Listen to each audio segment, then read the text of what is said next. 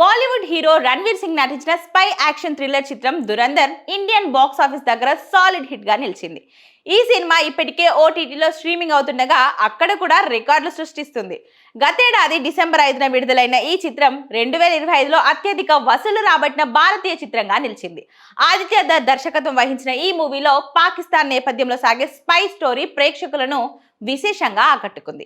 ఈ సినిమా కథ కారణంగా ఈ మూవీ పాకిస్తాన్ మరియు గల్ఫ్ దేశాల్లో రిలీజ్ కాలేదు. అయితే జనవరి 30, 2026న నెట్ఫ్లిక్స్ లో విడుదలైన తర్వాత ఈ చిత్రం సరిహద్దులు దాటి సంచలనం సృష్టిస్తుంది. ప్రస్తుతం పాకిస్తాన్ నెట్ఫ్లిక్స్ లో దురంధర్ నంబర్ 1 స్థానంలో ట్రెండ్ అవుతుండడం గమనార్హం. కేవలం 2 రోజుల్లోనే తేరే ఇష్క్ మే హక్ వంటి బాలీవుడ్ చిత్రాలను వెనక్కి నెట్టి అక్కడ టాప్ పొజిషన్ కు చేరుకుంది దురంధర్ మూవీ. అక్కడి ప్రేక్షకులు కూడా ఈ చిత్రంలోని మేకింగ్ మరియు నటీనటుల పర్ఫార్మెన్స్ కు ప్రశంసలు కురిపిస్తున్నారు. ఈ భారీ విజయం ఇచ్చిన ఊపుతో మేకర్స్ ఇప్పటికే సీక్వెల్ ను కూడా సిద్ధం చేశారు.